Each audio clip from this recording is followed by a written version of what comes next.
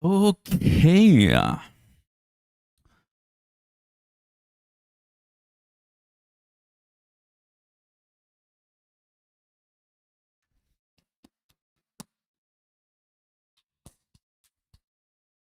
Big meeting, they say. We like the big meetings. Who and what are they gonna do with the billions and the billions of delicious oil? You know who said that the oil, the better we do at it, the higher we go. So, oil, fam. Who wants more freedom? Raise your hand. So we're hearing that Mexico also wants some freedom, huh? Greenland also wants. I mean, it's just insane, but it is what it is. Everybody needs some freedom because oil is the excuse. Guys, we got some. We got some news. We got some news that you're seeing on the screen right now. Ripple just posted this one, and I think a lot of people are going to be very excited. They have officially secured approval of both an EMI license and crypto asset registration from the UK's FCA. What it means is just better regulation, better regulated, and Ripple once again is welcoming all kinds of regulations, and they just want to really do well, right? A senior executive officer at Ripple is like huge news today. So if they say it's huge news, right? It feels absolutely brilliant to see Ripple officially secure its approval from the Financial Conduct Authority (FCA). So more regulations and making sure that Ripple is a stronger entity, making sure that Ripple is here to stay and win, right? So we want to win. That's bottom line what you and I are always looking at, winning. When they ask, hey, why are you buying so much XRP? Well, you tell them because Ripple is the OG. That's the reason why. I want to welcome TJ, Dave, Chipper, Brandon in the house. Very happy to see you guys and all my awesome and the best community in the world. We're going to be listening to Donald J. Trump. In this case, he is going to be meeting with oil and gas executives because shortly we're going to see what kind of plan they have for Venezuela. That's what they're going to be talking right now. Yesterday, the BP talked a lot about what happened in Minneapolis. And in fact, today there's more videos coming out. So the conversation is still ongoing, right? But that's not what we talk in this channel. But we do talk about, the economy. And I think this is also going to be pretty important. Also, we just are always ready to listen from the president once we have these type of conversations. It was supposed to start now, but, he might be late. So, but it's always a good time for us to chat and see what's cooking, what's going on. So drop a question, comment. We'll take a look at it. Got anything, let us know for sure. And another day, another dollar for us to prepare, for what's ahead. I just posted. I don't know if you saw it. I just posted, and I'm like, all in. Look at this. Guys, let me move it here. Look at this. Look at this, everybody. It's opening a new page so I can move it. This is posted by Senator Cynthia Lumen. Says to clearly draw the line between digital assets, securities, and commodities to impose disclosure of requirements for certain transactions involving how do I say that? Involving okay, I gotta learn something new. Assets and for other purposes. Gotcha. So introduce the following bill, which was read twice and referred to the committee. Perfect. Everybody, we are getting closer to Clarity Act. Clarity Act. That is exactly what we want. Very good. Very good. Next week, we'll be live to go and listen from Tim Scott, the banking committee. So we'll be there listening very, very nicely. I'm excited. I mean, market manipulation. Okay, one of you is already trying to help me. Ancillary. Ancillary. Got it. First time I've seen that phrase, which is okay. I'm always learning.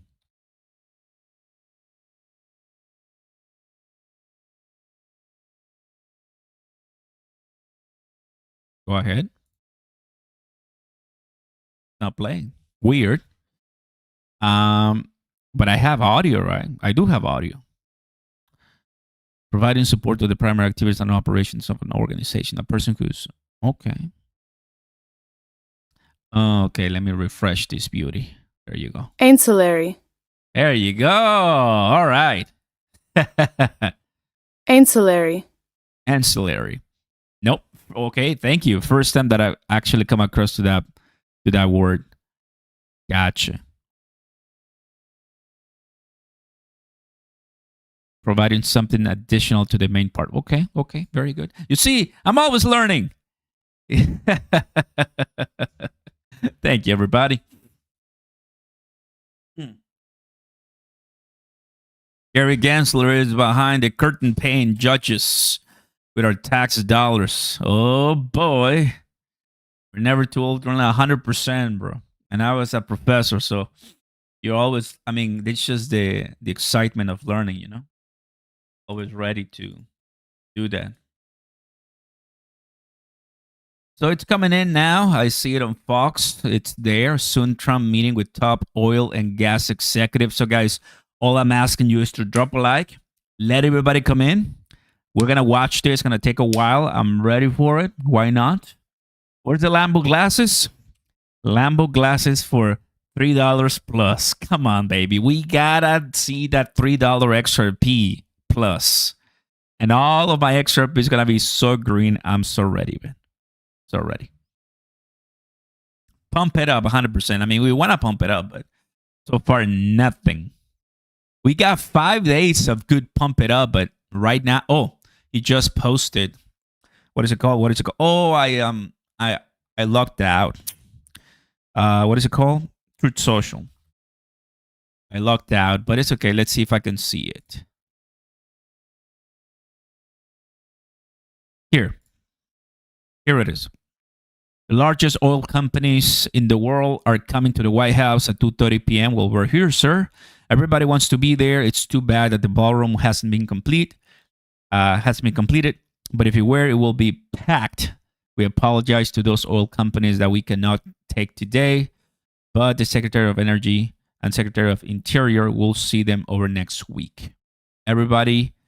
Everyone is in daily contact. Today's meeting will almost exclusively be a discussion on Venezuelan oil. That's why I'm here ready to listen. And our long-term relationship with Venezuela, its security and the people. A very big factor in this involvement will be the reduction of oil prices for the American people. This is what I'm excited about because, hey, dude, like, you want to pay less at the pump. You want to pay less at the pump. I mean, I'm not the only one. Additionally, and perhaps most importantly of all, will be the stoppage of drugs and criminal comings into the U.S. So we're ready for that, guys. We're absolutely ready for that. Oh, look, Colombian president is coming too, first week of February. So that's going to be a big one. I'm sure that Colombia is just going to be like, yes, sir. Even if we have Claudia from Mexico, there's nothing they can do. So they'll just say, yes, sir. I mean, nobody can do anything to the United States. That's a reality that a lot of people don't want to understand, but it's the reality, guys. That's why we don't have free healthcare, you know? It's a good leverage tool.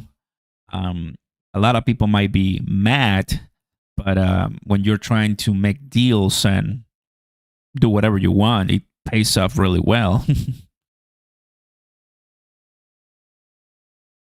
Those are just facts, honestly. Not that I like it, just our facts. Mm-mm. Yes, Fox Night in the house. Welcome, welcome. Good afternoon. Good afternoon. What up? What's going on? I feel like I've missed a lot. No, you're in the right place at the right time. Right place at the right time. Oh, look at all those people. That's the media, guys. You see that? That's the media right here. I think so. I hope so. There you go. We're live. Ooh, this is gonna be a big one. There's a lot. Ah, come on. You're joking. Okay. We're gonna have eyes soon. Axe in the house. Boca in the house. Oscar, good morning. Will Supreme Court? Yeah, they postpone it till next week, if I'm not mistaken, or sometime Friday, whatever next week. I saw it earlier today. Yeah.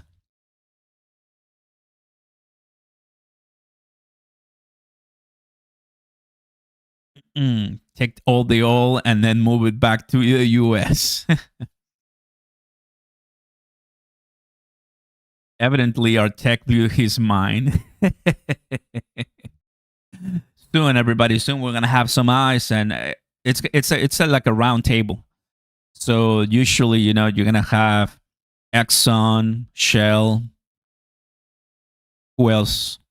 I'm not really a big guy into oil. Like I don't know much about oil as far as companies, but I just know Exxon and Shell and what am I missing? Sonocal, right? Um, and maybe a few other ones, right? Oh, of course, British Petroleum, BP, right? I think so. I've seen them a lot. Chevron. Oh, how stupid. Chevron. Yes, Chevron. Thank you. Chevron, Texaco. There's a lot of friends here in Texas that know oil so well. You guys are teaching me, not you. Valero, of course. Valero, yes, Valero. But I mean, we'll see. I mean, there's all kinds of good, companies. Chevron, yeah. Because I don't pump Chevron. I don't pump a lot of when I go is Sonoco. That's the cheapest one, or the Walmart one. It's called Murphy. Murphy. So I go for Murphy. They have some pretty good deals. Yeah.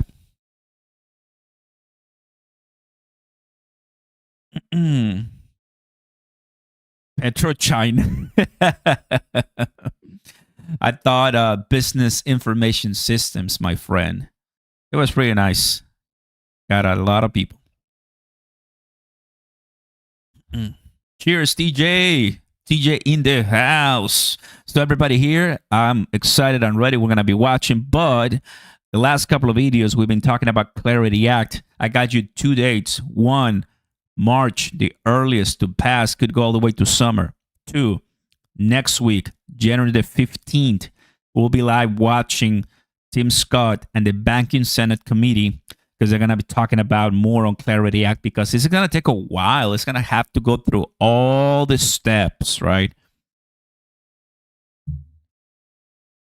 Dude, Costco gas, yes. I never been to that one because I don't have a membership. Costco, yes, bro. Those are for the OGs, moms and dads. Lopez in the house. What's up, buddy? Good to see you. $1.99. You guys have $1.99 in Florida? That's not fair. That's really good. Sam's Club. Dude, that's amazing.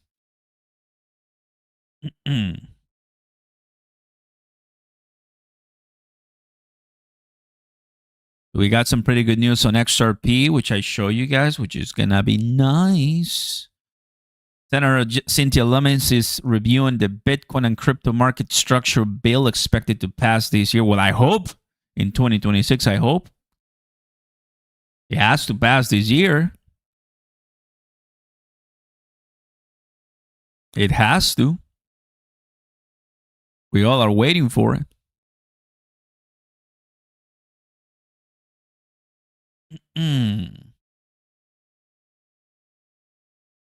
Light reading for today.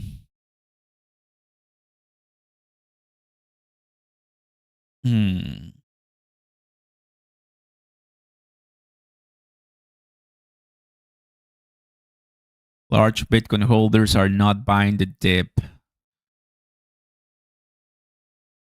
Today, our partners at BNY Global launched tokenized deposit services for institutional clients, bringing the promise of digital assets directly into the banking system with Ripple Prime. There we go.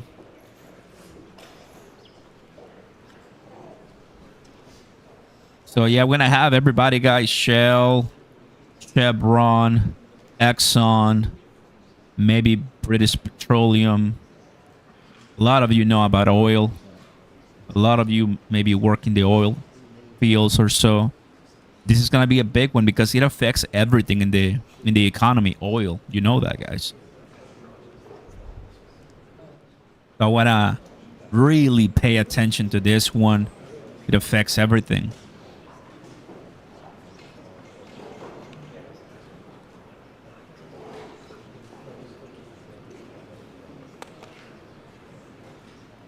Eduardo in the house. What's up, buddy? Welcome.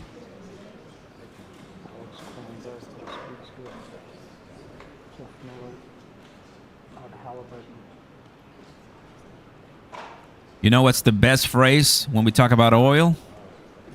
Right here. If you're a member, pump it up. Pump that beautiful oil. Pump it. Pump that beautiful oil.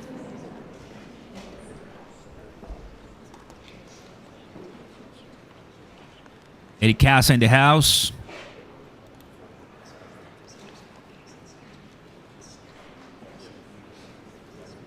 Let's make this bigger. But you guys are not here too much to see me. You're here to see the Commander-in-Chief.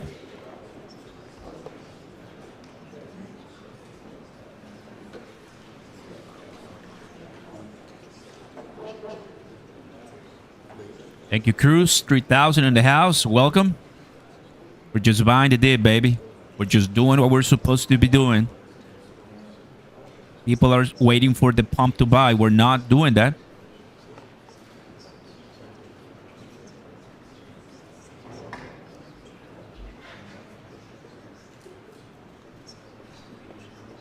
I'm sure they're saying behind the scenes, so are you gonna buy XRP or what?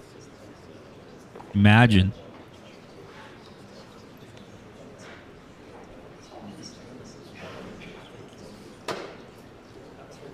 Hawaiian writer says, I mean, how many times they're going to postpone the Clarity Act? Trump, the greatest president in American history, wants it on his desk to be signed.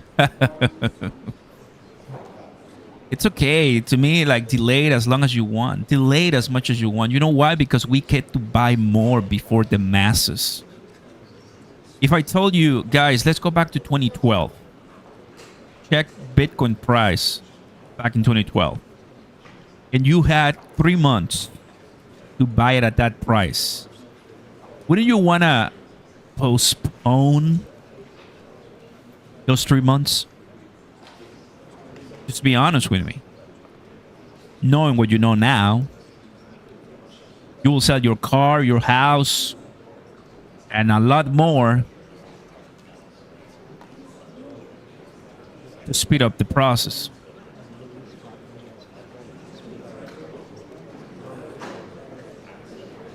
So let him delay him. I don't mind.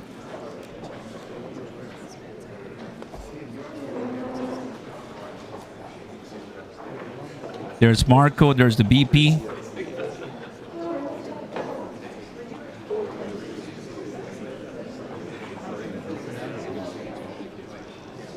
Lucy Wiles.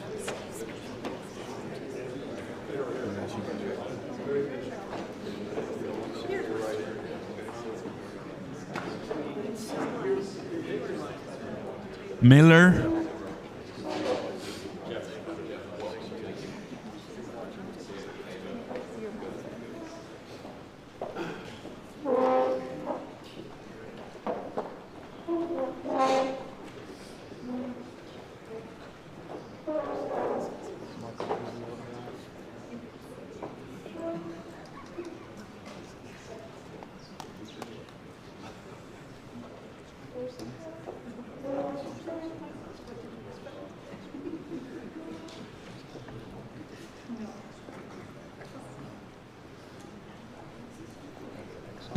They may be watching for XRP to rally, so one of us.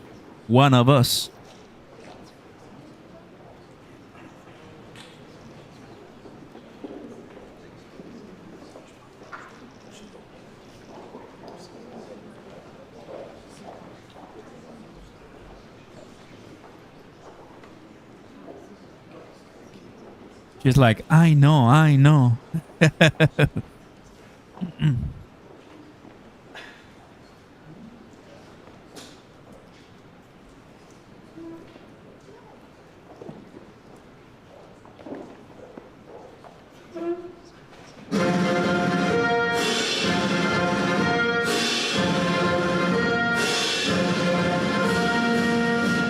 Ladies and gentlemen, the President of the United States, Donald J. Trump.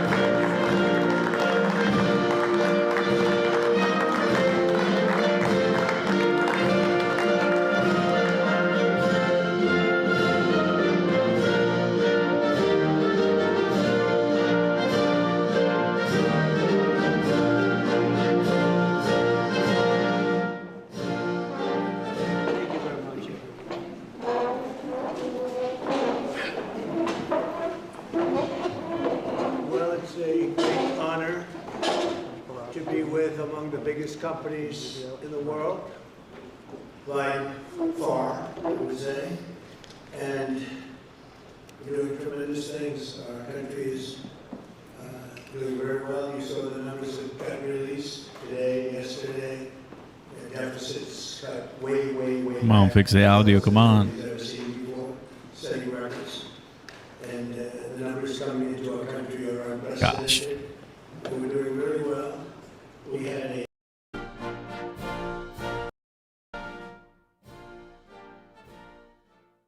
There's always something.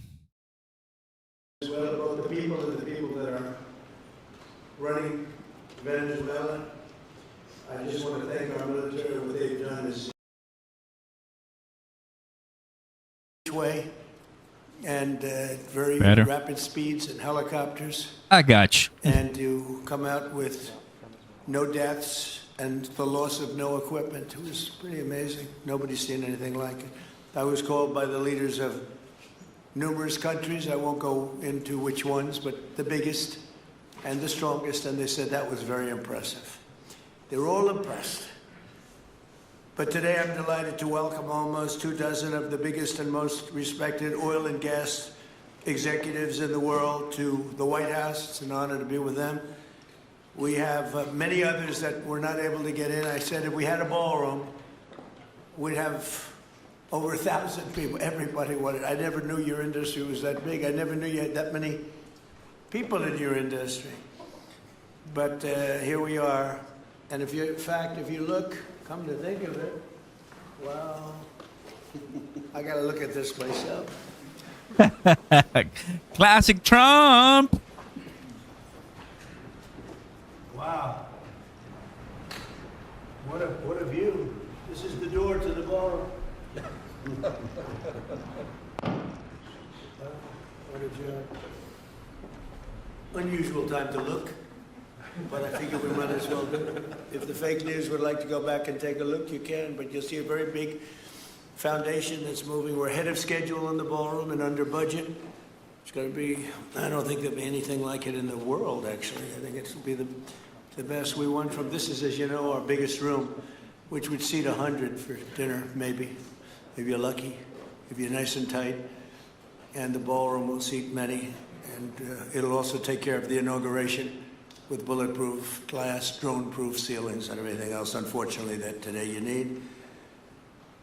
So we're going to discuss how these great American companies can help rapidly rebuild Venezuela's dilapidated oil industry and bring millions of barrels of oil production to benefit the United States, the people of Venezuela, and the entire world. And yesterday, the number is 30 million barrels. I can't even, is that a correct number? 30 million barrels. You hear that, Peter? Of oil was given to us by Venezuela. That's a lot of oil. It's about $4 billion worth, and it's on its way to the United States right now. And we want to thank Venezuela for that. And we're working very well with them, obviously, or they wouldn't have been so generous. But they respect us again. They didn't respect us at all before. So that's money that goes to the United States. Some will go to Venezuela. And some will go to the oil companies, but not that, because that's already been extracted. So you're not getting any of that, but when you start extracting, you'll get. But it's tremendous reserves, among the biggest in the world. Some people say it is the biggest in the world. And we're going to be working with Venezuela. We're going to be making the decision as to which oil companies are going to go in, that we're going to allow to go in. Going to cut a deal with the companies. We'll probably do that today or very shortly thereafter with Chris and Doug. And we're dealing with the country, so we're empowered to make that deal. And you have total safety, total security. One of the reasons you couldn't go in is you had no guarantees, you had no security, but now you have total security. It's a whole different Venezuela, and Venezuela is going to be very successful. And the people of the United States are going to be big beneficiaries because we're going to be extracting, numbers of, in terms of oil, like, few people have ever seen, actually. So you're dealing with us directly. You're not dealing with Venezuela at all. We don't want you to deal with Venezuela. Let me thank Vice President J.D. Vance, who's doing a fantastic job. Secretary of State Marco Rubio, likewise, a fantastic job. I have good people. I like them better than my first group. But we had a great, despite that, we had a great first term. We had some great people there, too, by the way. But we had a great first term. We had the greatest economy in the history of our country in the first term, but this is blowing it away. And you haven't seen anything yet. Everyone's been shocked by the numbers, 5.4% GDP. And that's despite the fact that we were badly hurt by the Democrat shutdown, of which they'd like to see if they could shut it down again. Secretary of the Interior, Doug Burgum, was fantastic. Secretary of Energy, Chris Wright, recommended by Doug as being the greatest oil man anywhere in the world, because I wanted Doug for that job, energy, and Doug said, no, sir, there's a man named Chris Wright. I said, who the hell is Chris Wright? He said he's the most talented oil man anywhere in the world. I doubt you can get him, because typically oil men make a lot of money, and women. They make a lot of money, but Chris came. You took one of the greatest salary cuts probably in history, Chris. Right? But he's a fantastic person, loves our country, and many other important members of this team. And I want to thank them for their efforts. As you know, last week, the United States Armed Forces performed one of the most spectacular military operations in American history, apprehending the outlaw dictator Nicolas Maduro for his crimes against the United States, crimes for which he has now been indicted and is in federal court awaiting trial. And he killed many people, millions of people, actually, and allowed jails, prisons, mental institutions, insane asylums, drug dealers, drug addicts to pour into our country totally unchecked because of Sleepy Joe Biden's policy of open borders, the stupidest thing I've ever seen. We're getting them all out. The departure of Maduro makes it possible an incredible future for both nations, Venezuela and the United States, in which we will more closely integrate the economies of two major energy powers in the Western Hemisphere. Energy coming out of Venezuela was very small. One of the things the United States gets out of this will be even lower energy prices. We have people now getting gasoline for $1.99, $1.96, $1.95, $1.92 yesterday, somebody. And it used to be $3.50, $4, $5 a gallon. Think of that, $1.99. Decades ago, the United States built Venezuela's oil industry at tremendous expense with American skill, technology, know-how, and dollars. But those assets were stolen from us, and we had presidents who did nothing about it. This president is much different than your other presidents. They did nothing about it. They stole it. Some of the people in this room were a little bit younger when that happened, but not that much younger. It wasn't that long ago, but they stole our assets like we were babies, and the United States did absolutely nothing about it. So now we're doing everything about it. Now we're doing 500% about it, but it's a long time after the act took place. So they stole from us, and it was taken by socialists and communists at the time, and Venezuela was going bad, really bad. And as much oil as they have, they're producing almost nothing, which is just a system. So we're really, if you look at it, we're taking back what was taken from us. They took our oil industry. We built that entire oil industry. Started a long time ago, but they took it, and they were very ungracious to this country, but now they're being very nice. American companies will have the opportunity to rebuild Venezuela's rotting energy infrastructure and eventually increase oil production to levels never, ever seen before. When you add Venezuela and the United States together, we have 55% of the oil in the world. The United States is number one. We have them drilling. Drill, baby, drill was my campaign, and Doug and Chris, I think we're setting records on drilling right now and taking oil without Venezuela. That's how we're getting the oil prices down. The plan is for them to spend, meaning our giant oil companies will be spending at least $100 billion of their money, not the government's money. They don't need government money. But they need government protection and need government security that when they spend all this money, it's going to be there so they get their money back and make a very nice return. The plan is for them to spend at least $100 billion to rebuild the capacity and the infrastructure necessary. Venezuela has also agreed that the United States will immediately begin refining and selling up to 50 million barrels of Venezuelan crude oil, which will continue indefinitely. We're all set to do it.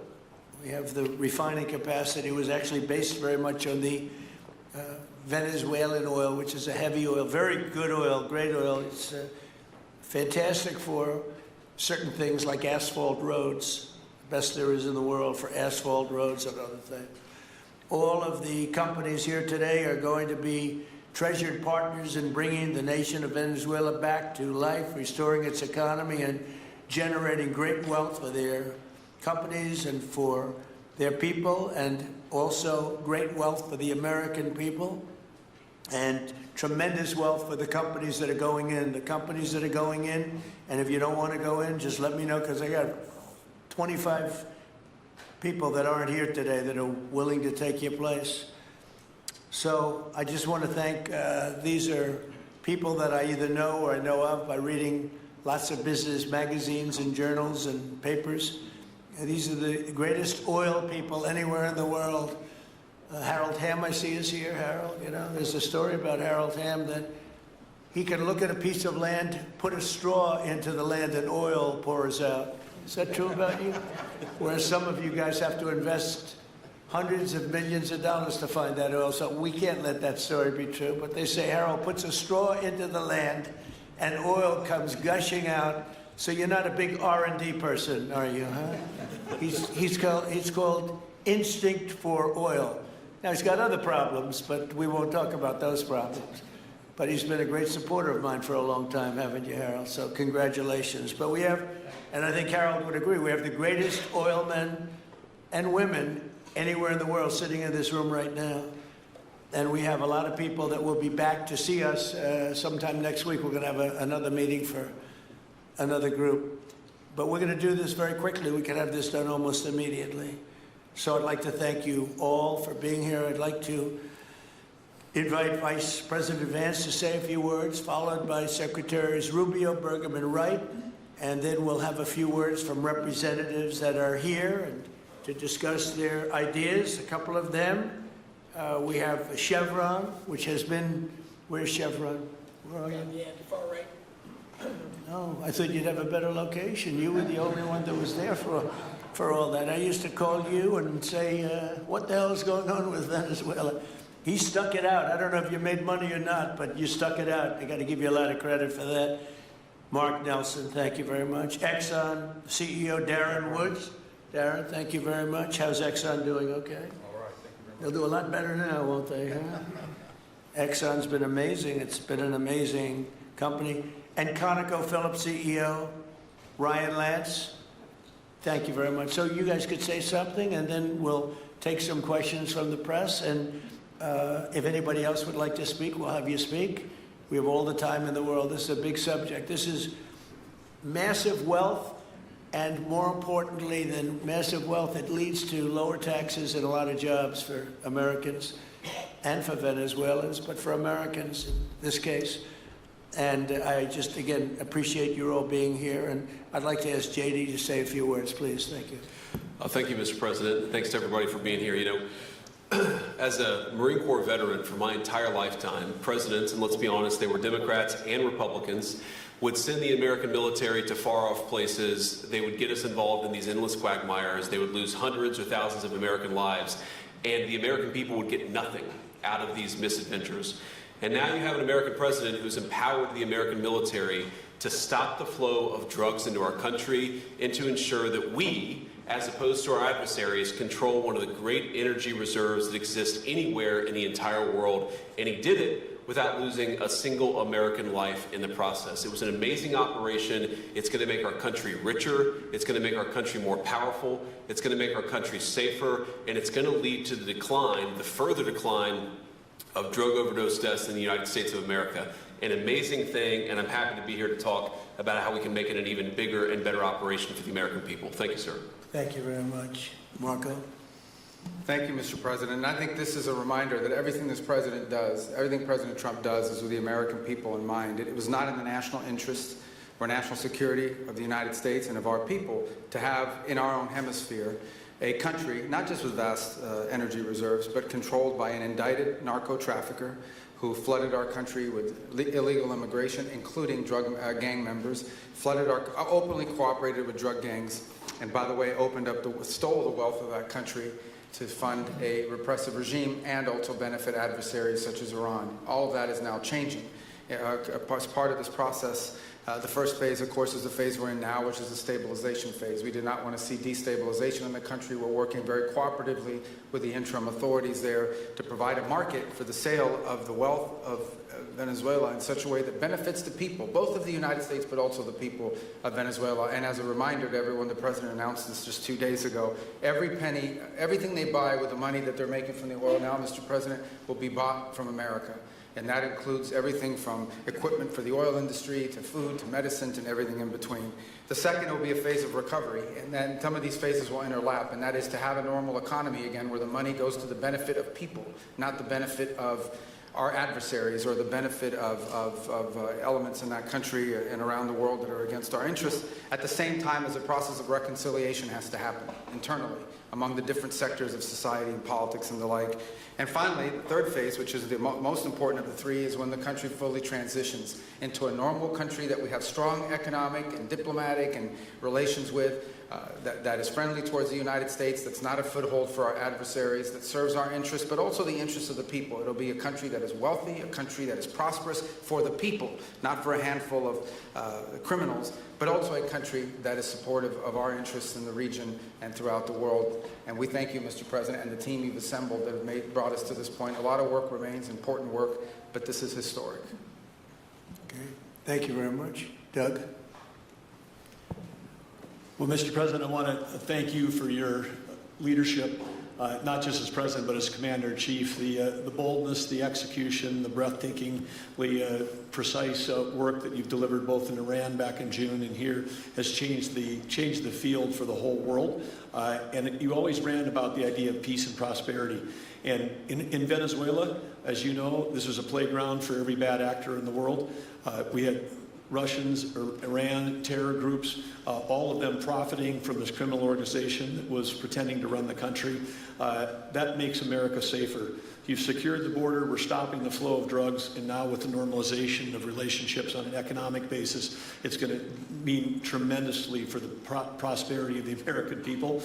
So I just want to say again, congratulations to you and to the entire leadership team. It's been an amazing, historic week on the scale of things that we haven't seen perhaps for 125 years in terms of the U.S. Exerting its influence over Latin America in a way that's going to make a change for generations. And on behalf of all the oil executives that are here today, Chris and I want to say thank you to all of you.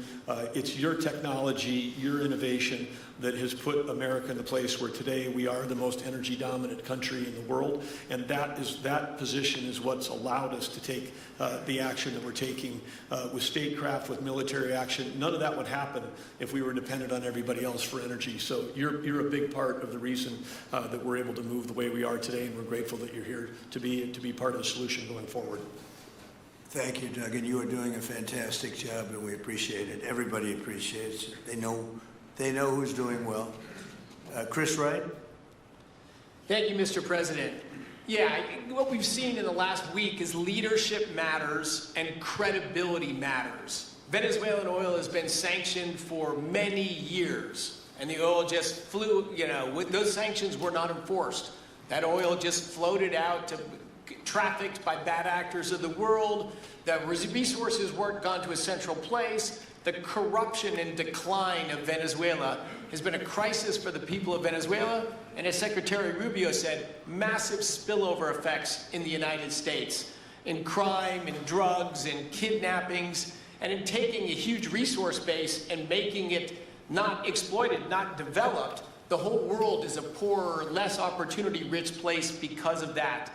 When you have materials underground, they've been underground for 1 million years. That does not make them a resource. That does not make them valuable for your country, your people, or the world. They only become a resource with technology, with capital, with rule of law, and a system of governance that encourages the harvesting of those resources to make the better world. And we see here the dramatic contrast between the United States, which may have less oil underground than Venezuela. We have 20 times the production of Venezuela, 20 times the impact of human betterment, massively better quality of living here in the United States. That was at risk under the last administration. We've seen a lot of attacks on the energy that makes the world go round. President Trump's election has removed those risks, has embraced reality about how the world is energized, and we are at record production of oil in the United States, record production in natural gas in the United States. We've seen a meaningful decline in gasoline prices, diesel prices, travel prices because of jet fuel. And now President Trump is taking the genius of a different way to try to solve a 25-year festering problem in Venezuela, that all the traditional things have not worked, but ordering both a tremendous military operation to remove the heads of a criminal organization masquerading as a government, and then to use the power of our military, not to fire bullets, but to stop the flow of Venezuelan oil to the world, immediately gave us leverage over the interim authorities in Venezuela and has allowed us to be in this position today where the actions of this government can massively improve Venezuela for the better, and the bigger impact is to massively improve the quality of life, affordability, safety, and security of the United States. Very proud to be here. And we'll turn it over to Mark Nelson, who's the vice chairman of Chevron. Chevron has been in Venezuela for over 100 years, continuously. Mike Wirth, the CEO, had a knee replacement recently. He's not here. Mark is a tremendous leader in our industry, and I'll turn it over to him. Thank you, Secretary Wright. Again, I'll send Mike Wirth's regrets. He really wanted to be here, Mr. President. Great guy. On his behalf, I have 3 very quick thank yous. and an assurance I'd like to provide you all. The first thank you, Mr. President, is to you. It's thank you for convening this gathering. It's thank you for your leadership, and thank you for continuing to keep American energy domination in the forefront. So thank you for that. Thank you very much. The second thank you actually is to the cabinet. So Secretary Rubio, Secretary Berg, and Secretary Wright, your ability and commitment to continue to engage with the parties around the table to keep the world working is greatly appreciated. So thank you for that. And the final thank you actually would go to our Venezuelan employees of Chevron. They have been working tirelessly to operate safely, protect the environment in country, and their dedication and skill will help us in this next chapter. And finally, I'll close with the assurance. For more than a century, Chevron has been a part of Venezuela's past. We are certainly committed to its present, and we very much look forward as a proud American company to help it build a better future. And so, Mr. President, thank you for your leadership. And you really suffered there. You stuck it out. A lot of people left. A lot of big companies left. Many of the people sitting at this table left because of the safety risk and other risks. But you stuck it out. I give you credit for that. Sometimes it was hard. I remember 6 months ago I told you to stay, just stay. Things are going to happen. You'll be very happy. I didn't know they were going to happen this fast or this conclusively. One thing I think everyone has to know is that if we didn't do this, China or Russia would have done it. And if China or Russia were a next-door neighbor, because essentially this is not around the other parts of the world so far away where you fly in an airplane for 24 hours before you get there. This is sort of a next-door neighbor if you think about it. And I told China and I told Russia, we get along with you very well, we like you very much, we don't want you there, not going to be there. And if we didn't do this, China would have been there and Russia would have been there. Maybe they both would have been there together, but they're not going to be there now. One thing I will tell them, and I will tell you, that we are open for business.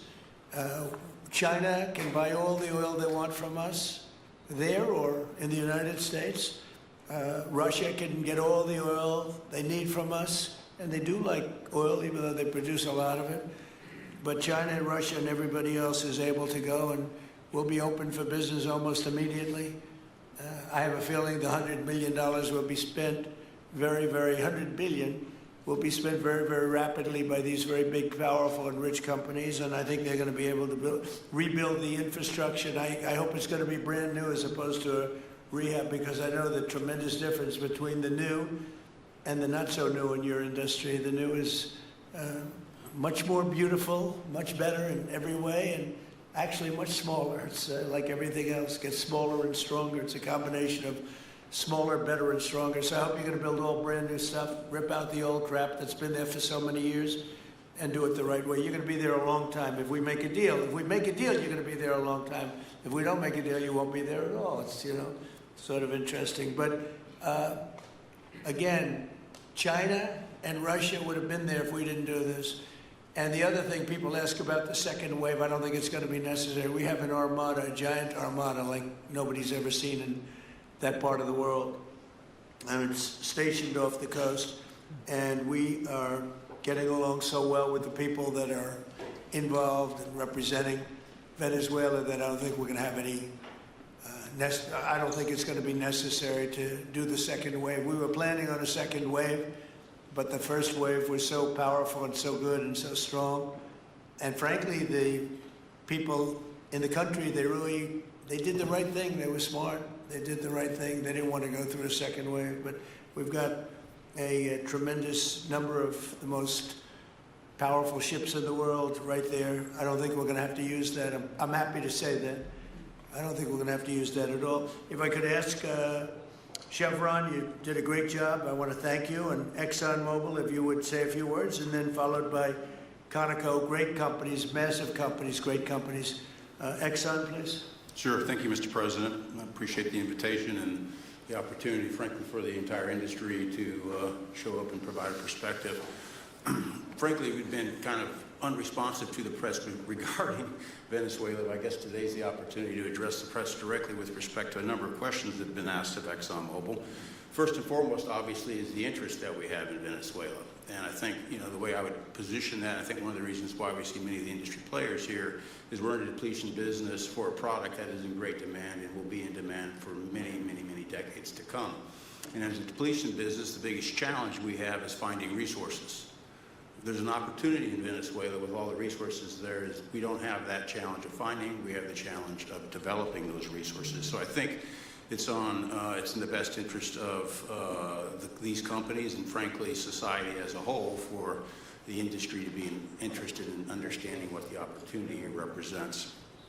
I'll just share a philosophy that ExxonMobil has when we enter countries, because we do business all around the world in a number of different regimes. We take a very long-term perspective. The investments that we make span decades and decades, so we do not go into any opportunity with a short-term mindset. And there's a value proposition that we have to meet. It has to be a win-win-win proposition. And obviously, it has to be a win for the company and our shareholders and to generate a return for the investments that we make. It has to be a win for the government. The resources are an important source of revenue that helps support the people of the places that we do business.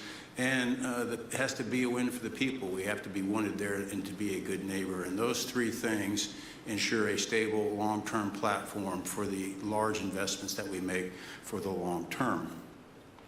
With respect to Venezuela in particular, we have a very long history in Venezuela. In fact, we first got into Venezuela back in the 1940s. We've had our assets seized there twice. And so you can imagine to re-enter a third time would require some pretty significant changes from what we've historically seen here and what is currently the state. If we look at the legal and commercial constructs and frameworks in place today in Venezuela, today it's uninvestable. And so significant changes have to be made to those commercial frameworks, the legal system. There has to be durable investment protections, and there has to be a change to the hydrocarbon laws in the country.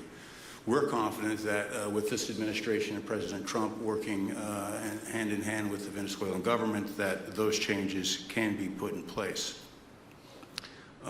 And with respect to the Venezuelan government, that perspective we don't have a view on. We haven't talked to the Venezuelan government, and obviously we have yet to assess the people's perspective with respect to ExxonMobil entering the country.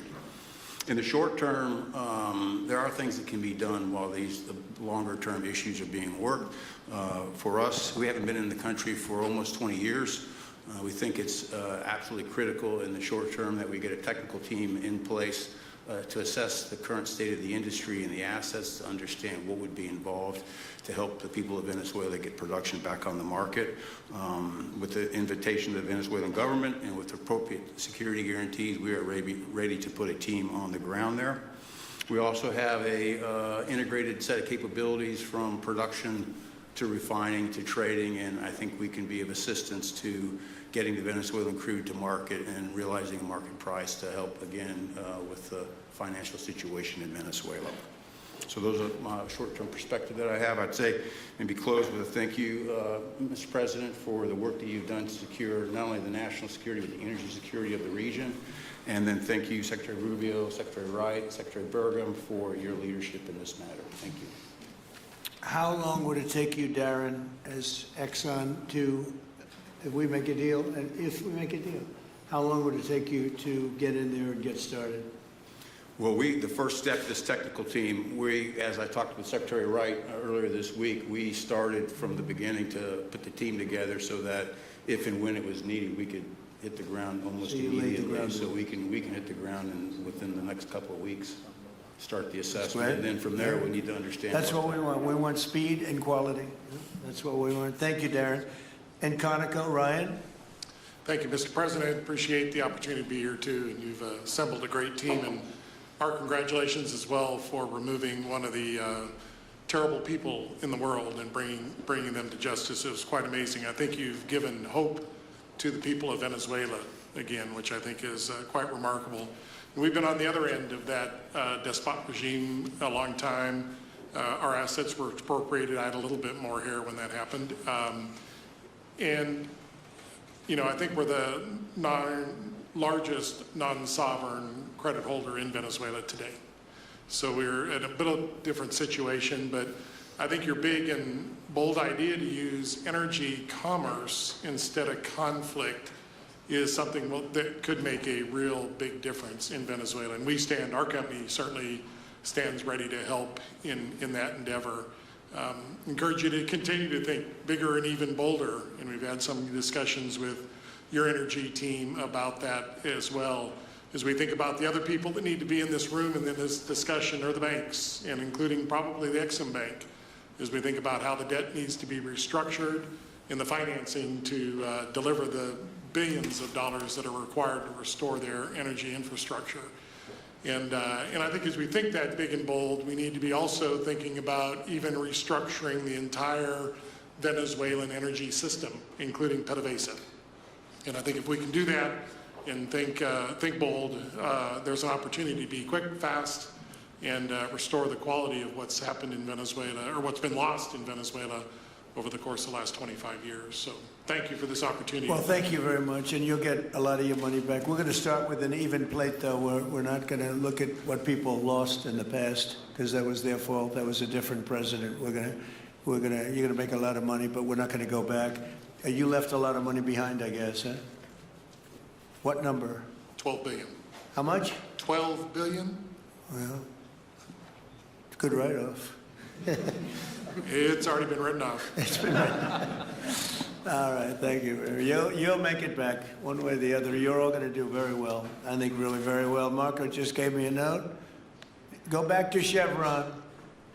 They want to discuss something. Go ahead. I'm going back to Chevron. Thank you, Marco. Was there a question, Mr. President? Yes, go ahead, Marco. What are you saying here? Mark, if you increase. can update us on operations in the ground and with the appropriate approvals, what you might be able to achieve in the next 12 to 18 months, give us a little view from the ground. You bet, you bet. So today, Chevron has 3,000 employees in 4 different joint ventures in Venezuela today. And over the past 5 to 7 years, they've taken production from about 40,000 barrels a day to 240,000 barrels a day, essentially getting those facilities and that equipment up to standards that would be something that people in the room would be more accustomed to. Given the work we've done with Secretary Wright and Secretary Burgum and even Secretary Bessent, I think we have a path forward here very shortly to be able to increase our liftings from those joint ventures 100%, essentially effective immediately. We are also able to increase our production within our own disciplined investment schemes by about 50% just in the next 18 to 24 months, and that's just leveraging what's on the ground. So to Secretary Rubio's comments about phase 1, this is taking the momentum of improvements we've already made there locally and building on those and creating more momentum for the people of Venezuela. Do you think you have an advantage being there? You've been there by the skin of your teeth. It's been tough for you to be there. But do you think you have an advantage over the other people in this room by the fact that you are there?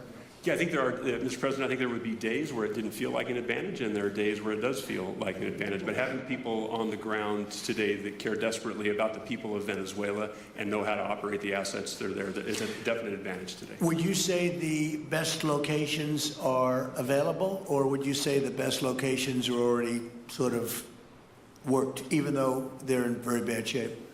The best locations for finding oil, the best locations for oil. There are more opportunities than not, Mr. President. With 300 billion barrels of reserves and resources in country, there are lots of opportunities for many companies. Will you be building new, or will you be using the old infrastructure that you have? Yeah, today it's a little bit of a mix, but today it's mostly us taking the equipment of today, getting it to the standards that we are accustomed to your comments about making it how it should be today. Most of the investments that we've been making are about getting it up to our standards. Well, I think you're going to make an investment, but you're going to get your money back very quickly, and that's part of our thing. We're going to have you get your money back fast, and then you'll give a lot to Venezuela and to the United States after that. Okay, so you'll be in good shape. Could I ask Harold Hamm to say a few words? He's been a friend of mine for a long time. Very amazing man, actually, amazing energy person.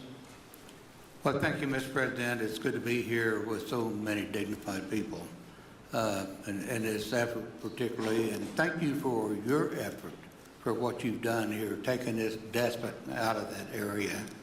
And the world dealt with him way too long. Certainly, our industry knows that this is a real jewel that can be developed for the people of Venezuela, and also benefit the world. And like Secretary Wright said, it has not been done. That's not been done in the past, and they had a good chance at it.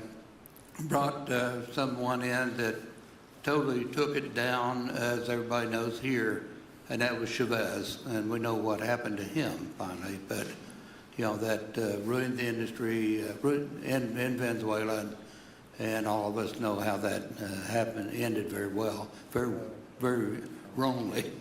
So anyway, we're glad to see what's happened here, and look forward for the opportunity for a lot of people in this room, but also for America and the country itself. Are you going to be involved in going in? Because, you know, he's in North Dakota and he's in Oklahoma and some incredible places. It's a little bit different, but there's no doubt about you won't have to worry about the straw too much here. You can just go at it. Are you going to be one of the participants? Well, certainly, you know, I'm an oil finder, like you said. You know, Barry Spitzer, you know, told that story. The coach. And he's kind of exaggerating a little bit. It doesn't come out quite that easily usually. But anyway, great story. I love it. But I love Barry. Barry's the one that told me this. Yeah, he's a champion, you know, in a lot of ways. So love that story. Certainly, it excites me as an explorationist. You know, everybody has that in their blood, and you know, it is a very exciting country and a lot of reserves. And so it's got its challenges, and the industry knows how to handle that. And like Darren said, you know, you go into your eyes open and do the best you can with the team you got. So Well, you're going to have something that they never had really here is tremendous security. You're going to be very secure, very safe, physically safe in addition to financially safe. So it's good to see you, Harold. Thank you very much. Does anybody have anything to say before we get to the press? What does Cuba have to do to avoid the same fate as Venezuela? What does Cuba have to do? Well, Cuba's in bad shape. Cuba relied on Venezuela for oil and for money. And nobody really knows what's going to happen with Cuba. They're doing very poorly. They're really third world all the way. And we have a lot of great Cuban Americans. And I would say Marco fits very solidly into that category. And I might ask you to say a few words about, we were discussing it before, Cuba is a very different, they don't have energy, they don't have oil, but they would live off of the oil from Venezuela. And what they do have is very strong people and very powerful people militarily, and they would protect the people running Venezuela, and they would take in a lot of money from Venezuela. Now they don't have that. They won't be taking in any money. So, Marco, what do you think? Well, I mean, the fundamental problem in Cuba is that it's run by incompetent people that don't know what an economy looks like, much less a functioning one. They've made a choice, and that is they would rather have political control over their people than they would have an economy that functions. And they've gotten away with it for 60-something years because they've had donors, the Soviet Union, and now most recently Venezuela. But that's now gone. So the people in control in Cuba have a choice to make. They can either have a real country with a real economy where their people can prosper, or they can continue with their failing dictatorship that's going to lead to systemic and societal collapse. That's a very stark and dramatic choice, and it's one we hope to make the right one. We don't have an interest in a destabilized Cuba, but that would be their fault because they refuse to allow the people of Cuba to have either economic or political freedom for that matter. And you have a lot of people in this country that want to go back to Cuba and help Cuba. A lot of people have left, you know, they came in penniless, they didn't have anything, and they've become very rich people in our country, and they want to very much go back and help Cuba. So that's something that Cuba has that a lot of other places don't have. Peter? President Trump, thank you. I do want to ask you about Minnesota, but first, just more on topic. President Zelensky said that he was watching with the rest of the world as you made this order to go and capture Nicolas Maduro. And he said If that's how it works with dictators, then the United States knows what to do next. Sounds like he wants you to go and capture Vladimir Putin. Would you ever order a mission to go and capture Vladimir Putin? Well, I don't think it's going to be necessary. I think we're going to have I've always had a great relationship with him. I'm very disappointed. I settled 8 wars. I thought this would be in the middle of the pack or maybe one of the easier ones. And I don't know if you know, Peter, the last month, they lost 31,000 people, many of them Russian soldiers, and the Russian economy is doing poorly. I think we're going to end up getting it settled. I wish we could have done it quicker because a lot of people are dying, and mostly soldiers. You know, they get hit in Kiev and they get hit a little bit here and there, and people are dying there too. But largely, it's the soldier population. When you have 30,000, 31,000 soldiers dying in a period of a month, 27,000 the month before, 26,000 the month before that. That's bad stuff. So, as you know, President Biden gave $350 billion to Ukraine to fight, and we would never get that back, although I did make a rare earth deal to get it back, so we will be getting it back, but shouldn't have done that. It was a bad thing to do. I will say that right now, because I was able to get NATO to up GDP from 2% to 5%. NATO's got a lot of money, and they're paying for everything. We're not losing any money. We're making a lot of money, I guess, if you think of it, because we're selling them military equipment. They're probably giving it to Ukraine. But we're selling them to NATO military equipment. We're getting full price and all of that. But that's not a big deal to me. What is a big deal is stopping a war where 30,000 people are being killed every single month. And on Minnesota, the vice president yesterday suggested that Renee Good, who was killed by this ICE officer, was part of a broad left-wing network. What has your team told you about this broad left-wing network? Who is in charge of it? Who's part of it? What's it called? Well, I haven't seen the vice president's statement, but he's generally very accurate. I hate to say, look, I watched that yesterday, and there are a lot of different forms to it. But there was a woman screaming, shame, shame, shame, shame. She was a agitator, probably a paid agitator, but in my opinion, she was an agitator, a very high-level agitator, so professional. She wouldn't stop screaming. I said, this isn't a normal situation. This is a professional troublemaker. Because you heard it and I had it. Now, I will say this, the news sort of turned her down, turned her off, because you're trying to watch. She was so loud and so crazy and just not normal. When somebody sees something like that, they don't go screaming and the same words. So, I guess you could say professional, but I didn't think she did a very good job. You have agitators, and we will always be protecting ICE, and we're always going to be protecting our Border Patrol and our law enforcement. Thank you, Mr. President. Mr. President, in your conversations with these oil executives today, did you provide any security guarantees so that they can do their work safely in Venezuela? Yeah. And separately, Mr. President, they will have those guarantees, yes.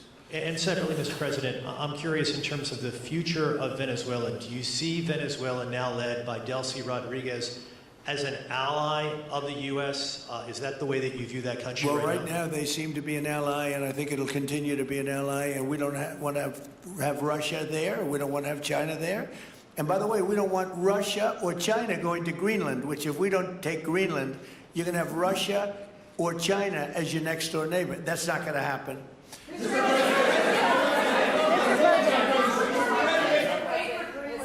The white. Mr. President, thank you. You just said that these companies would have security guarantees if they go in on the ground in Venezuela. They will have. And what is your plan there actually for these companies and those Americans who are going to be on the ground working for these companies? Well, there are going to be Americans. I assume they're going to be using a lot of Americans, but they're going to be using a lot of people from Venezuela and other places, I would imagine. But I would think that mostly they'll be using Venezuelan workers. They have a lot of great workers. They have a very high unemployment rate, and they have workers that are very familiar with taking oil out of the ground. Yeah. And another question for you on Iran. How long do you think the Ayatollah will be in power after what we've seen play out on the ground there? When is the U.S. going to get involved now that reports of protesters being killed on the ground? So Iran's in big trouble. It looks to me that the people are taking over certain cities that nobody thought were really possible just a few weeks ago. We're watching the situation very carefully. I've made the statement very strongly that if they start killing people like they have in the past, we will get involved. We'll be hitting them very hard where it hurts. And that doesn't mean boots on the ground, but it means hitting them very, very hard where it hurts. So we don't want that to happen. There have been cases like this where President Obama totally backed down. But this is something pretty incredible that's happening in Iran. It's an amazing thing to watch. They've done a bad job. They've treated their people very badly, and now they're being paid back. So let's see what happens. We're watching it. We're watching it very closely. Go ahead, please. Yes, go ahead. Thank you so much, Mr. President. Do you have any comments in reaction to the recent attacks by the Syrian government alignment groups against US-backed Kurdish forces in Aleppo, Syria, which killed dozens of civilians and displacing many families? Does your administration bring peace between the Kurds and the Syrian government? I want to see peace, yes, I do. The Kurds and the Syrian government, we get along with both, as you know, very well. They have been natural enemies over the years, but we get along both, and we want to see Syria succeed. And so far, I think they are succeeding, but this is just breaking out, and we want to see that stopped. Go ahead, please. Sir, you're meeting with the President of Colombia, Gustavo Petro, in a few weeks. Do you hope this meeting with Gustavo Petro marks a new chapter, a new beginning in the benefit of the U.S. and Colombia relationship? What country? Colombia, with the President of Colombia, Gustavo Petro. I had a very good talk with him yesterday, and he's been very hostile to us and to the nation and to me, called me a dictator, and lots of other things. Called Biden some terrible names, far worse than he called me. But he called yesterday through people, and he wants to meet, and that's fine with me. I've made up with people also, you know, so we're going to have a meeting with him. We had a very good conversation.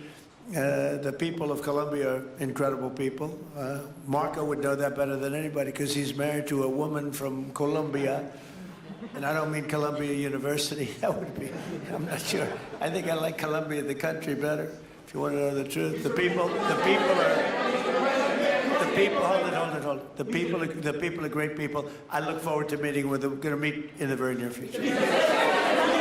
Would you meet the interim president of Venezuela here in the White House? Would you greet her to discuss the fate of the oil? Yeah, well, I'm going to meet a lot of people, and we're going to meet, you know, we meet a lot of people. When you end 8 wars, you get to know a lot of people, and I think it's very important. As an example, we have over $18 trillion, think of it, $18 trillion coming into our country. A lot of that's coming in from foreign countries like Saudi Arabia and Qatar and UAE and others.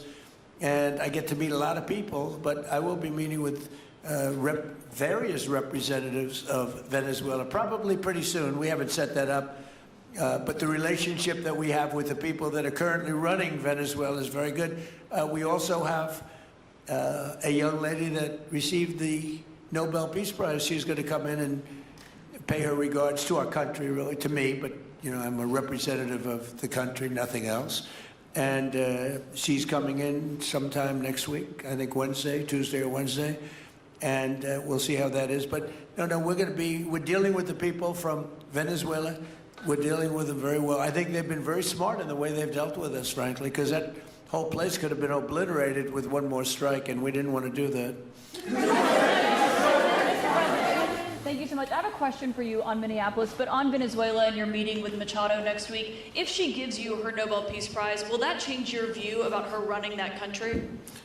Well, I have to speak to her. I mean, I'm going to have to speak to her. She might be involved in some aspect of it. I will have to speak to her. I think it's very nice that she wants to come in, and that's what I understand the reason is, because Norway is very embarrassed by what took place. I mean, they're getting decimated. Look, whether people like Trump or don't like Trump, I settled 8 wars, big ones, some going on for 36 years, 32 years, 31 years, 28 years, 25 years, some just getting ready to start, like India and Pakistan, where already 8 jets were shot out of the air, and I got it done in rapid order without nuclear weapons.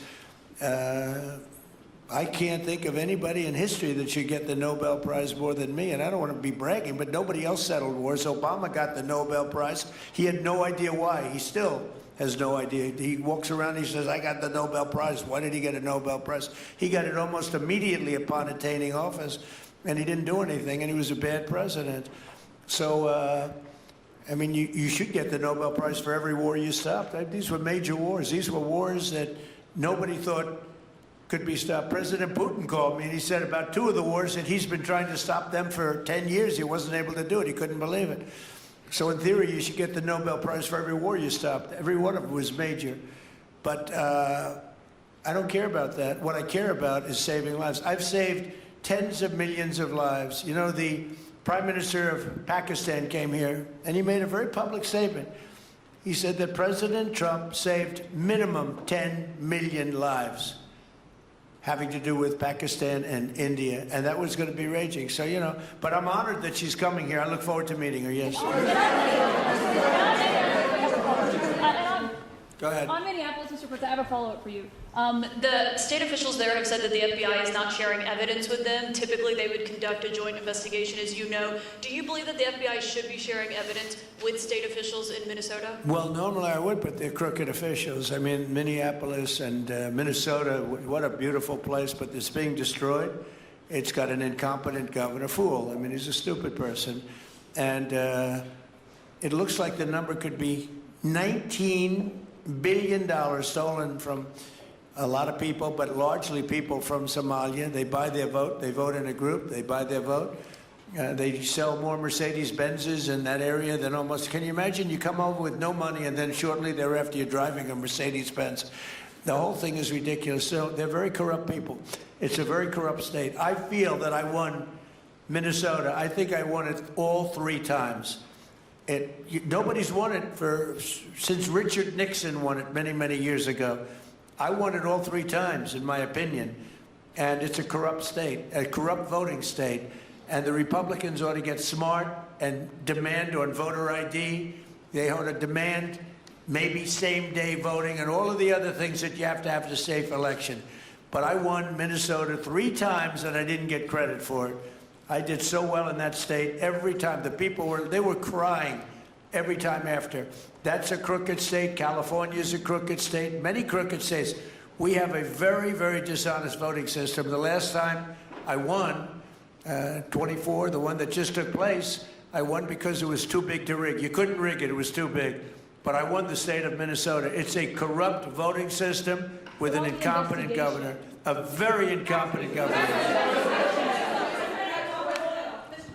And by the way, he's a very corrupt governor, too. Go ahead. I have a question on Iran, but first, very quickly on Venezuela. How do you provide total security guarantees to these companies without putting U.S. boots on the ground? Well, we're going to work with the Venezuelan leaders and people, and we're going to have a very safe group, and they're going to also bring over some security with them. You know, these are not babies. These are people that drill oil at some pretty rough places. I could say a couple of those places make Venezuela look like a picnic. These people around the table, these are tough people. They go into areas that you wouldn't want to go. They go into areas that if they invited me, I'd say, no thanks, I'll see you back in Palm Beach. No, this is a tough group of people. They know how to do it. But we are, in addition to that, we'll have very good security for them. We're going to make sure that it's very, very good security. And I think the people of Venezuela are going to give you very good security. You know, the people... Now, I'm not talking even leadership. The people of Venezuela are going wild over this.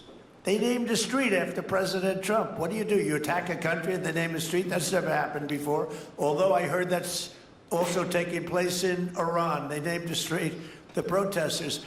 I just hope, you know, just God bless them. I just hope the protesters in Iran are going to be safe, because that's a very dangerous place right now. And again, I tell the Iranian leaders, you better not start shooting, because we'll start shooting too. With your glasses, sir, go ahead, please. Hold it. Next to you. Yes, glasses. The gentleman with the glasses. All right, thank you, Mr. President. With those very big glasses, actually. Yeah, Ferrari, actually. Mr. President, I have 2 questions. What do you want the European Union to do in Ukraine? The European leaders seem pretty divided on Ukraine. And then, if you can reiterate this straight message that you have to the Iranian leader, to Khomeini. the message that you have? You're talking about Iran? Oh, Iran, yeah. What The do first I one want is on Iran Europe. to do? I'm sorry? Where are you from? Italy. Oh, nice place. Yeah. Okay. The first question So is what on are you Europe. asking about Iran for? Well, if you can answer about Europe and what you think the Europeans should do on Ukraine, and then a message. Well, look, Europe has been doing so much for Ukraine, but it hasn't been enough. And obviously that I would say that President Putin is not afraid of Europe. He's afraid of the United States of America, as led by me. There's no fear of Europe. You know, Europe's fallen behind, and Europe, and JD said it very strongly, I don't know, it's, he took a lot of heat, but I didn't give him any heat. Europe is a different place. Europe is changing. Europe has got to get its act together. I love Europe. I guess I came from Europe, essentially. I have, my roots are in Europe, but Europe is a different place. They have to get their act together. Now they've said they have a great NATO leader, and they've gone up to 5% from 2% GDP. That's a big step. But they have to be very careful with their immigration policy, and they have to be very, because, you know, I will just say, to be nice, that there are certain places in Europe that are very important that are no longer recognizable. I'm being very nice. I'm being very diplomatic when I say that. They are not recognizable. And they have to be careful on energy because they're putting windmills all over the place and losing a fortune. They're destroying their country. They're destroying the beautiful landscapes, the beautiful everything. They're doing, and by the way, in case you people don't know, I'm not much of a windmill person. I can proudly say, Doug, that we have not approved one windmill since I've been in office, and we're going to keep it that way. My goal is to not let any windmill be built. They're losers. They lose money. They destroy your landscape. They kill your birds. They're all made in China. And all you have to do is, you know, just about all of the windmills are made in China, the structures. All you have to do is say to China, how many windmill areas do you have in China? So far, they're not able to find any. They use coal and they use oil and gas and some nuclear, not much, but they don't have windmills. They make them and sell them to suckers like Europe and suckers like the United States before. They are the worst form of energy, the most expensive form of energy, and in 8 years they're rotted out anyway. Go take a look at Palm Springs, California, and take a look at what that looks like. It looks like a junkyard of steel. So we don't approve, and I've told my people, we will not approve windmills. Maybe we get forced to do something because some stupid person in the Biden administration agreed to do something years ago. We will not approve any windmills in this country. Two questions. On Venezuela, is it ultimately more important to you to establish stability there or democracy there?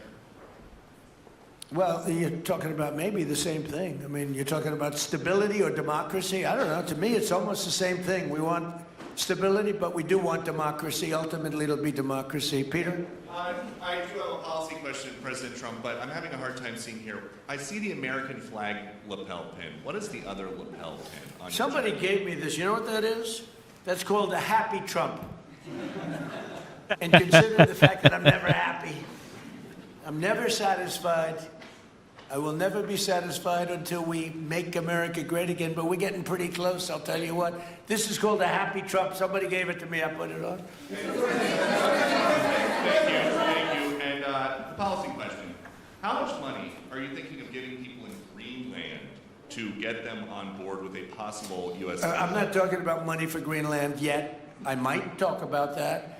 But right now, we are going to do something on Greenland, whether they like it or not, because if we don't do it, Russia or China will take over Greenland, and we're not going to have Russia or China as a neighbor.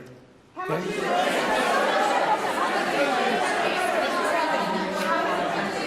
I would like to make a deal, you know, the easy way, but if we don't do it the easy way, we're going to do it the hard way.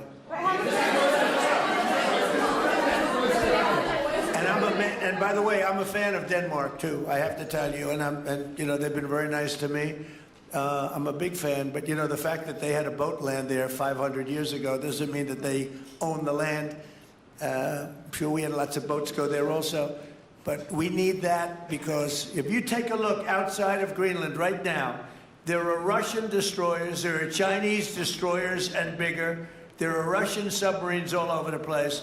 We're not going to have Russia or China occupy Greenland, and that's what they're going to do if we don't. So we're going to be doing something with Greenland, either the nice way or the more difficult way. Please, go ahead, ma'am. On Greenland, Mr. President, why is it so important to you to own it when you have a military presence there, which you could expand to affect security? Because when we own it, we defend it. You don't defend leases the same way. You have to own it. And, you know, with a nation, look at what happened with Obama, with that horrible deal they made with Iran. It was a short-term deal. It was like a 9-year deal. Countries can't make 9-year deals or even 100-year deals. Countries have to have ownership. And you defend ownership, you don't defend leases. And we'll have to defend Greenland. If we don't do it, China or Russia will. It's not going to happen. We are not going to have, and I like China, I like Russia, I love the people of China, I love the people of Russia. I get along very well with President Putin, but I'm very disappointed in him. I get along very well with President Xi. I'm going to go over to China in April. But I don't want them as a neighbor in Greenland. Not going to happen. And by the way, and NATO's got to understand that. I'm all for NATO. I saved NATO. If it weren't for me, you wouldn't have a NATO right now. But we're not going to allow Russia or China to occupy Greenland, and that's what's going to happen if we don't. Go ahead. On the economic report that came out today, Mr. President, one, can you respond to that? And two, It was an amazing report. The most amazing thing is government jobs are way down, and yet the unemployment or the employment numbers are very good. We've gotten rid of tremendous numbers of federal government jobs. Nobody's ever seen anything like it. And yet the employment numbers are very good. They're really getting better. But now we have all those people to work in the private sector for a lot more money. I think that's one of the very big things. The other thing is at 5.4%. And remember, this is after we had a shutdown. And that shutdown had an impact because the concept of the shutdown, even though it's before, people knew we were going to be shutting down. A lot of bad things happened. And by the way, on January 30th, you may have another shutdown. We'll see what happens. But I think the numbers, Caitlin, were really amazing. Look, to think about 5.4%, nobody thought that. They thought it was going to be 2%. And you know what it is? It's tariffs. And it's also November 5th. We had a great election, a great election. Our country was dead 1.5 years ago. And now we have the hottest country anywhere in the world. And I hope you guys were impressed. 5.4%. And we haven't even really transitioned yet. There's no reason it can't be much, much higher than that. Yeah. Mr.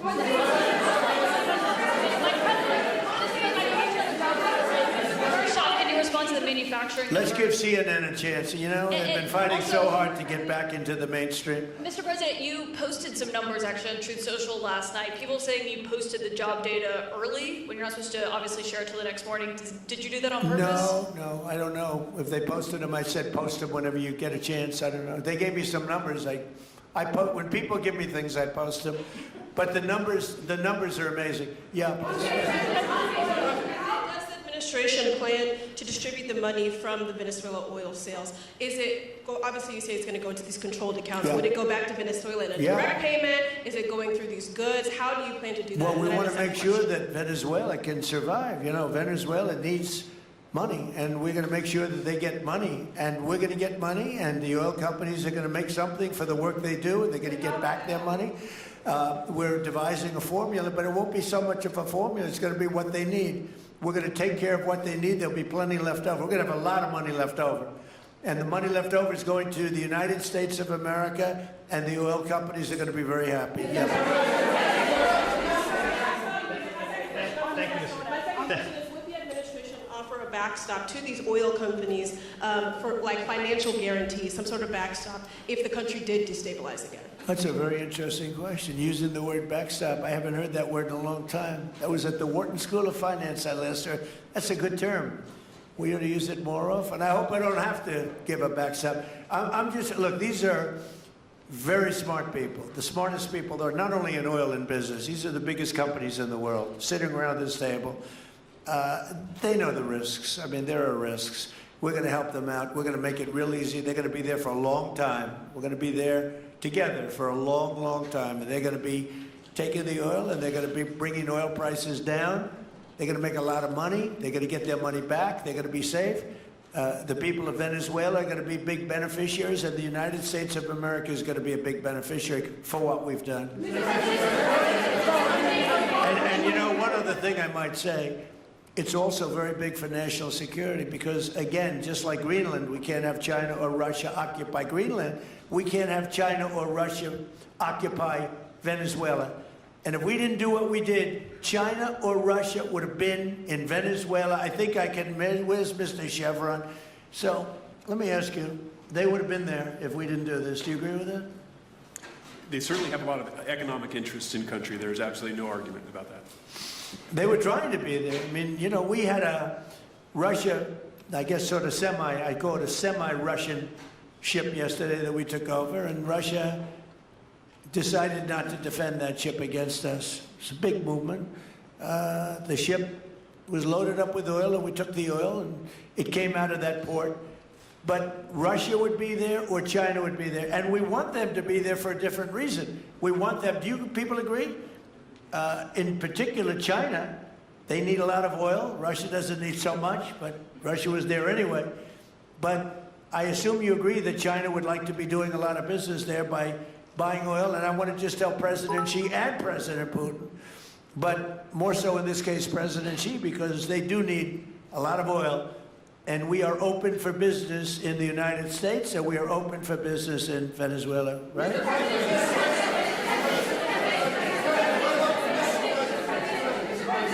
Go ahead, sure. You know, I could take questions from these people all day long. You know, they're sitting here, and generally, they're very rich, very powerful, but nobody gives a damn about them. It's a sad thing. You have all that money, all that power, and look at all these crazy questions. We could do this all day long and they wouldn't be satisfied. So we'll take a few more, though. Let me ask you more importantly, do you have any questions from the biggest? Hold it. Do you have any questions for the biggest people on earth, the biggest business people, the biggest companies anywhere on earth? Do you have any questions for these people? No, do you have a question for them? Yes, but have go ahead, ask any them. of the companies in the room that they are committed to rebuilding the oil infrastructure in Venezuela? And for the executives in the room, what do you need from the administration in order to invest? That's a good question. Do you want to go and answer that question? Yeah. Exxon, small company. I'll refer you back to the statements I made before. There are a number of legal and commercial frameworks that would have to be established to even understand what kind of returns that we'd get on the investments. So I think all the investments and the opportunity sets, I think everyone sitting around this table would have the opportunity and the know-how and the capability to make the investments. The questions will ultimately be how durable are the protections from a financial standpoint, what do the returns look like, what are the commercial arrangements, the legal frameworks, all those things have to be put in place in order to make a decision to understand what your return would be over the next several decades that these $1 billion investments would be made on. You know, could I do this? Because we have, again, the biggest people on the planet Earth around this table, biggest companies in the world. I'd like to just ask them to introduce themselves.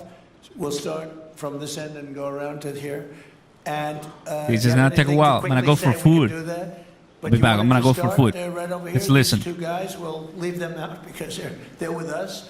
Please. Thank you, President Trump. John Addison at VTOL. We're here to ensure that you are going to be able to move all of this oil all around the world at the best price possible so that the influence that you have over the Venezuelans will ensure that you get what you want.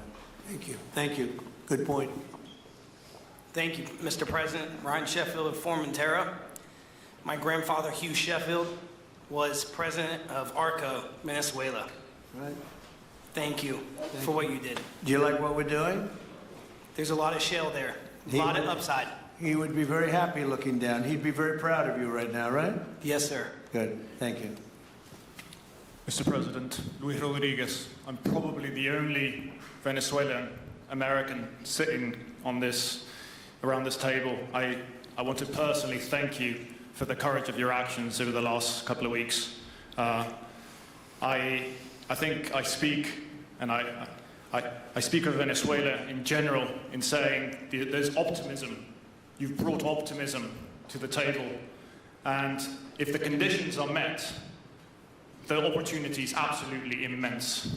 I agree with that. That's true. Thank you. Well said, too. It's immense. This is a tremendous opportunity. Thank you. Richard Holton from Trafigura. We're working with your administration, Mr. President, to bring that Venezuelan oil to the United States. Our first vessel should load in the next week. Good job. Thank you. I think the reason that most of us are here and thinking about the future is because we trust you initially to set this program up that will work and guarantee that this can be done. And there's a huge investment that needs to be done. We've all agreed on that. And certainly we need time to see that through. So thank you for what you've done. Thank you very much. Thank you. Mr. President, I'm Lane Riggs, CEO of Valero Energy, and we're one of those companies that refineries in the U.S. are uniquely configured to run Venezuelan oil, and we're more than happy as this opportunity expands for us to further invest in our refineries to produce more of it. And you're very much set up for the heavy oil, right? Yes, sir. That's great. That's great. We're ready for it. Thank you, Mr. President. Thank you, Mr. President. Thank you for having us here. Thank you. And thank you for opening the door to a better Venezuela. We are a Spanish company, but we are fully committed to invest here in the States. We have invested over the last 15 years $21 billion in the American oil and gas industry, in Pennsylvania, in the Gulf of America, in Texas, and in Alaska, with the discovery of Pica that is going to have the first oil this quarter, and is going to change, it's going to reverse the declining history of that great state of Alaska. We are in Venezuela, Mr. President, with our partners of ENI. We produce the gas that guarantees the stability of a half of the grid power in Venezuela. So we are committed with this stability, and on top of that, we are on the ground. We have people, we have facilities, we have technical capabilities, and I take your point, Mr. President. We are ready to invest more in Venezuela. Today, we are producing 45,000 barrels a day gross of oil, and we are ready to multiply by 3 this figure in coming 2-3 years, investing hard in the country, following your recommendation, if you allow us, of course, and in the framework, commercial and legal framework that could allow this growth. So thank you, Mr. President. Thank you. Great job you've done. Thank you. Mr. President, thank you for having me. Matt Sheehy, I'm with Tallgrass Energy. We are an infrastructure business, so whether it's oil, gas, CO2, we move that around. So most of my customers are sitting around the table and happy to lend our expertise to what's going on in Venezuela to support the people. And obviously infrastructure is going to be critical to see it repaired. Thank you. Thank you. Mr. President, thank you. An honor to be here. Marianne Mannon, Marathon Petroleum. We are one of the largest U.S. refiners. On behalf of the men and women of Marathon Petroleum and of our industry, thank you and the administration for what you're doing for U.S. energy independence. We have the ability and the capability of our assets to process Venezuelan crude, and the people of Marathon Petroleum stand ready to do so. Do we need more refineries in our country? In the U.S., probably not. We have sufficient capacity. That's amazing. A lot of it was approved during my first term. We were getting you approvals that nobody could have gotten in Louisiana and other places, and they got built. Before that, it was a disaster. We didn't have the refineries. Now we do because of the first term. Please. Darren Woods, ExxonMobil. Okay, we'll go over here. Thank you, Mr. President. Jeff Hildebrand, founder and chairman of Hillcorp Energy, one of the largest private energy companies in America. Who's bigger, you or Harold? We're close. Huh? We're close. Harold. Absolutely, Mr. Ham. But thank you for your great, tremendous leadership in protecting the interests in the Western Hemisphere. The message that you have sent to China and our enemies to stay out of our backyard is absolutely fantastic. So thank you. Thank you very much. And finally, Hillcorp is fully committed and ready to go to rebuilding the infrastructure in Venezuela. You'll go there? You'll be going? Yes. Good. That's good. You'll be very happy. Thank you very much. Thank you, Mr. President. Jeff Miller, CEO of Halliburton Company. We are the largest American oilfield services company. We're the second largest in the world. Been in business over 100 years. started operations in Venezuela in 1938. Long time in Venezuela. I personally lived there for 4 years and raised my kids there. So quite familiar with Venezuela, and just couldn't express gratitude more so for the opportunity to return to Venezuela under the stability that I know that this team and your team are able to deliver. And so When did you leave? Huh? When did you leave Venezuela? As a company, we left under the sanctions in 2019. So we had intended to stay, and then when the sanctions went into place, we were required to leave. But very much interested in returning. And 600 Venezuelans with Halliburton today, all around the world. Look forward to putting them back to work. Great job. Great job. You'll be back. Please. Mr. President, I'm Alex Bamberg. My company, Aspect Energy, is one of the leading American international wildcatters. We've found significant fields in central. Are you a wildcatter? I'm a wildcatter. That's pretty cool, I'll tell you. I would have been a wildcatter too if I was in. And you've been successfully wildcatting. We've found significant fields in Central and South America, in the Middle East, and in Europe. We're a leading oil producer in Hungary. But probably the most pertinent example is what a wildcatter does is take on risk and try to reduce it, and then other people come in and put more capital in later, so we're kind of kickstarters in the oil industry. We went into Kurdistan very early on, back when people told us it wasn't safe and we shouldn't do it. We found a big field there, and it ultimately has got to be developed along with one of my colleagues here to be one of the big leading fields in Kurdistan. We think that Venezuela has a tremendous amount of opportunity. If you look at the reinvestment required, the investment required, people are talking about hundreds of billions of dollars. But if you put that in perspective, that's 1 million barrels a day for 15 years. It's $220 billion net cash flow. So what we really need to do is to be able to kickstart production and then reinvest and have the confidence to reinvest. And what you're doing by putting the United States in control of the cash flow coming out of the country, it gives companies like ours the confidence to say we can kickstart this production and then reinvest and reinvest. In Hungary, we've invested $1 billion in changing the trajectory of Hungarian oil production. We were only able to do that not because we could write $1 billion check, we're a smaller company, but because we reinvest all the cash flow back into new production. Good. Mark Nelson with Chevron. Sure. Thank you, Mr. President. I'm Claudio Scalzi, and I CEO, Italy. We started working in Venezuela in 1980. We have a lot of oil, but now just the gas is flowing because it's not under sanction. And as my colleague from Repsol said, we cover more than about 50% of the electricity in the country. So that is essential to avoid any kind of problem, social problem. We own about 4 billion barrels of reserves, so a huge amount in the Orinoco Belt, in the central Venezuela. We have now in the country 500 people, most Venezuelan, and we are ready to invest. Clearly, we are ready to invest. We thank you for the big efforts and the efficiency of your action, and we are here. And we are here to work together with the U.S. We are also a big investor in the U.S. So I know that. We thank you again, and we are there. And we are also ready to join with American companies in our assets to develop and go faster with good investors and good know-how from the U.S. company. Yeah. Thank you. You've done a great job. Thank you very much. Mr. President Ross Perot, good to see you again. I'm chairman of Hillwood and HKN Energy. We've been in the energy business 45 years, and we have been working with your team quite a bit. We have been in Kurdistan now for 19 years, along with Alex, and built a very good business. But now with your team, we're looking in Syria, we're now in Libya, and so we are very excited to look at Venezuela with you and your group, and look forward to continuing to build this great industry. Thank you very much. Thank you. Mr. President, thank you for having us here today. Wael Salwan from Shell. Of course, we have a huge presence here in the U.S., in the Gulf, as well as in Pennsylvania with a petrochemical facility, which I think we had the opportunity to host you at, as well as being one of the largest LNG off-takers of American LNG.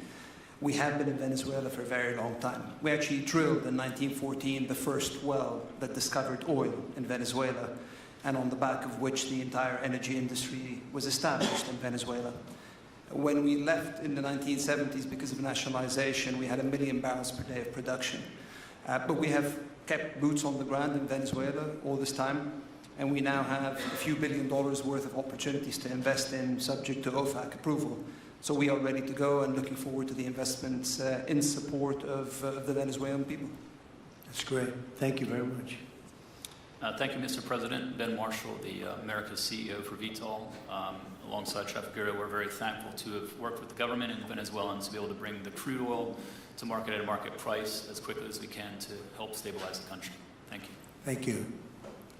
Brian Lance, ConocoPhillips. I'll defer to my colleagues. Thank you, Mr. President. Olivier Lepoche, CEO of SLB, or formerly known as Schlumberger, the largest global oilfield services.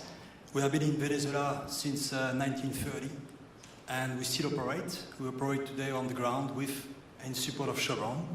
We have ability to scale. We have 1,100 Venezuelans in the company, 2,000 additional that are calling us to go back to country and to go back to work.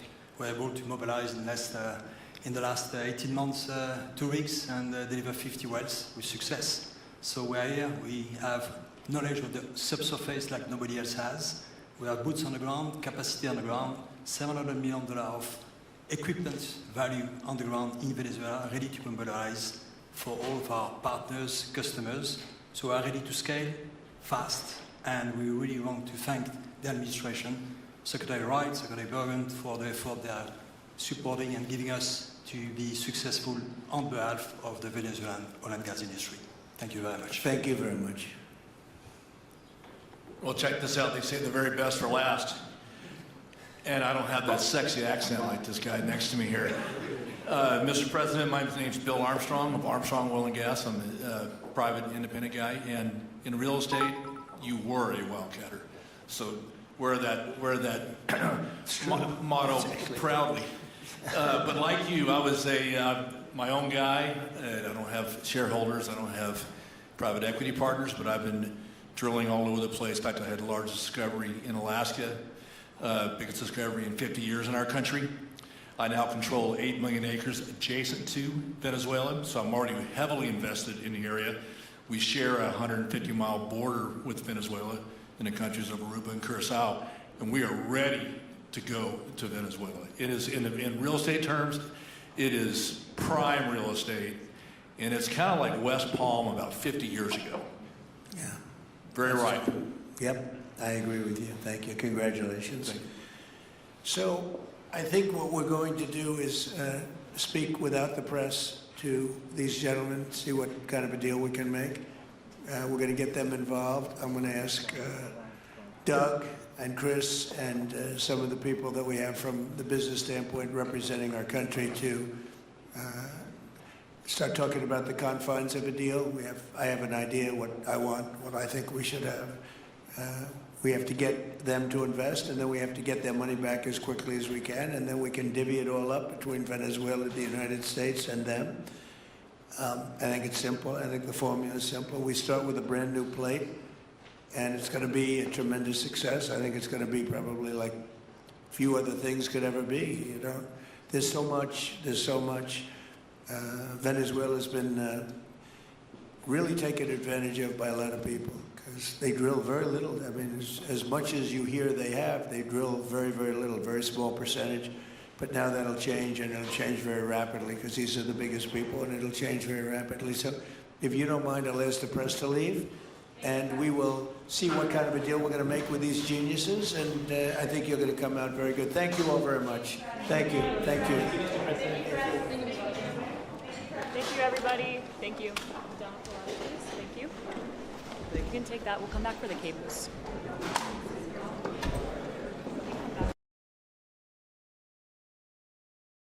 Boom. Excerpt. Brad sends his regards. I'm just kidding. Got a call, 2 calls actually. Everybody. That was good. That was pretty nice. 2026 And what it looks like, econ, big macro oil. It's obviously it's a gift. It's a lot of money. Any country will do anything to have the position that the U.S. has right now. Any country. Long term, of course, it's not liked by a lot of people, but Venezuela with the oil, imagine Greenland. The United States, it's already a superpower. It's already a superpower. If you get to do that, chances are it's going to get really great for a lot of people living in this country, just from a common sense standpoint, right? So I think we're watching it unfold little by little. That's why I personally like to listen to these conversations, right? Because not really worry at all about the price of XRP or crypto. We're gonna do phenomenal with crypto. That what you saw today, Donald J. Trump understands very well what it means. He's an 80-year-old guy who, you talk about him real estate, he knows everything. You talk about him oil, he knows a lot. Not everything, but a lot. But if you change that for crypto people like we had last year, he was just testing everything. Like he doesn't know much about crypto and blockchain. That's why he has a lot of people by his side. We're going to get another crypto summit. I'm hoping in 2026. So, I mean, I can make a prediction right now by telling you that we're going to be very well. It's going to take a while. It's not going to happen just in a very accelerated process. It's just going to take a while. I love it. I mean, we're not going to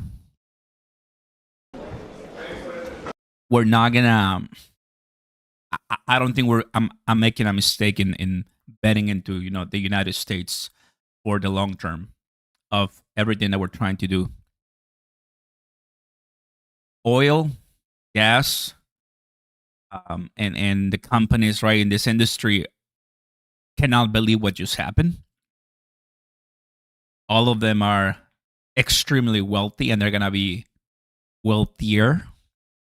So put it into perspective, just so everybody here has a clear picture. It's like saying, guys, we found another Bitcoin and it's at $100.